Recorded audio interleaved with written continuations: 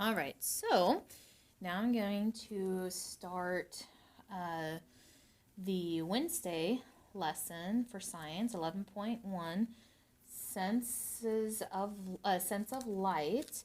And so we have this new science packet. And what my thinking is, at some point, I'm hopefully for this set, I would like to find some videos online that goes a little bit more deeply instead of just working on the packet. I don't like to just read a packet and work on packets together.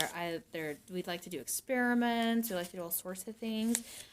So for now, it's just me and reading the packet and you guys filling it out. But I would like to come up with some videos to also, so you guys can have better visuals of what we're talking about. But for now, we have my booklet about sight and touch. It's the next packet. So you write your name on there, and it says color the eyes to match yours. So you can look in a mirror, look what color your eyes have, what color this part of your eyes are, and if you need to pause the video here to look in the mirror or to color, you may do that. And we'll keep going. All right. 11.1, the sense of sight. God designed your eyes to have special parts so you can see. Each part has its own job to do. Number the parts of the eye. So we see this diagram of what the eyeball looks like from the inside. And we have these words: lens, pupil, cornea, iris, retina, optic nerve.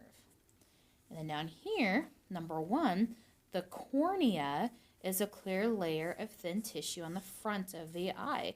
So we see this part here that's colored purple. Obviously our eyeballs are not purple in the front. But this is the clear layer of thin tissue on the front of the eye. So we're going to put a 1 next to that. If you were to look in the mirror and you look at your eye, this is the part that's clear. So that shiny part of your eye, that is your cornea. And number 2, the iris is the colored part of the eye. So this is blue, obviously. We do not all have blue eyes.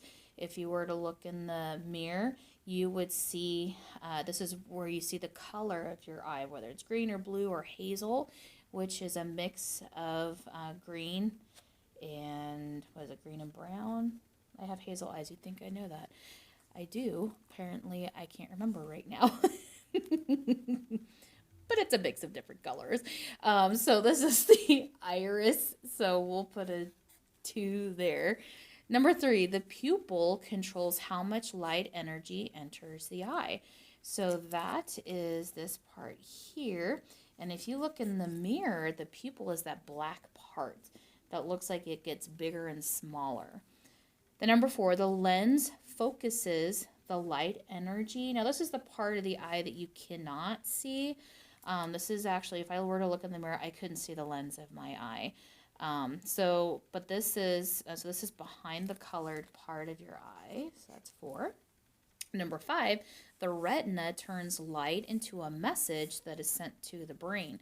So this part here of your eye, okay, this is the inside of your eyeball, the retina, and what that does is it tells your brain that what am I trying to say? The light that goes into your eye, the pictures that go to your eye, it gathers, this is where it gathers that information and gets it ready to send to your brain.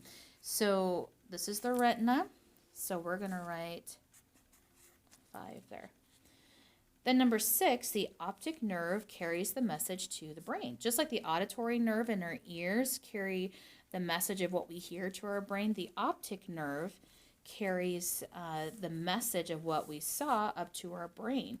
And this is where it's really weird. We'll put a 6 here. This is what's really weird.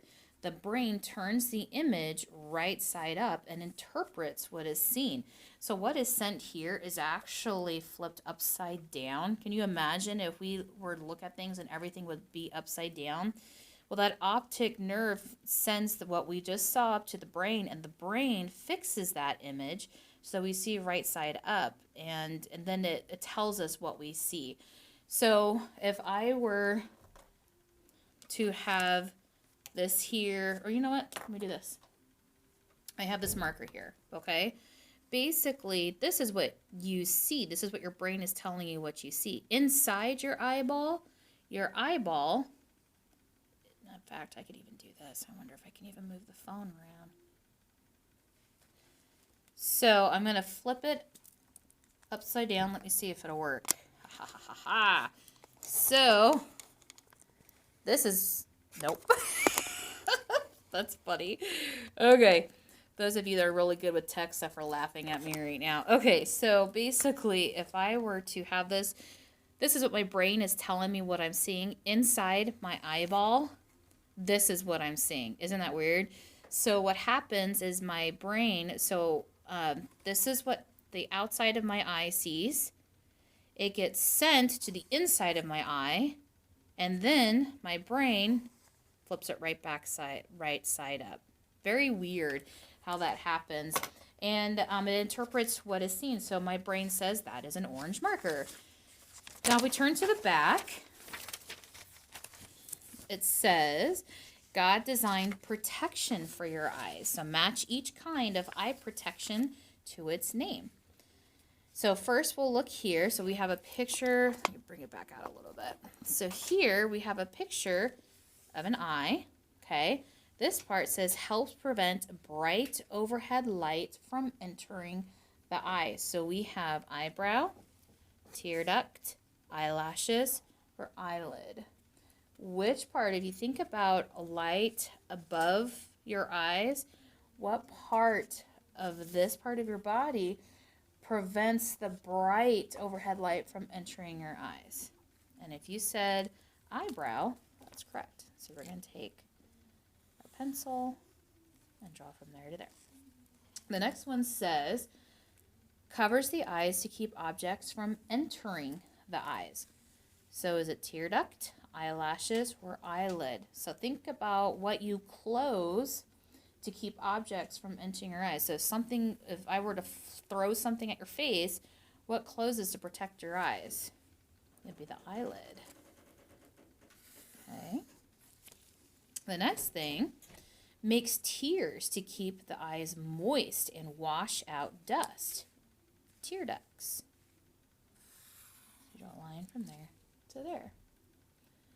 All right, then here it says, feel something about to enter the eye and helps keep dust out of the eye. So what's left is eyelashes. So if you have clean hands, and if you do not, actually probably should wash your hands anyway. So we'll do a little quick experiment. Pause this video and then go wash your hands really, really, really good. So the best way to remind you how to wash your hands, put water on your hands, get soap on your hands, and wash your hands like this, like that. Get around the thumbs, get on top of the hands. Don't forget fingertips and nails, fingertips and nails, fingertips and nails, fingertips and nails. You do that, sing happy birthday to yourself twice, and then dry your hands and then come back. So I'll give you a second to go do that. Pause the video, and then we'll do that as soon as you come back. All right, so you've washed your hands. We're going to do a little bit of an experiment. What I want you to do, okay, I'm not going to switch it around so I don't. What I want you to do is I want you to take your finger. You can tell mine's not clean. I didn't wash my hands, but I'm not going to touch my eye. You're going to take your finger, look at your finger. I don't want you to try to touch your eye. Do not touch your eye.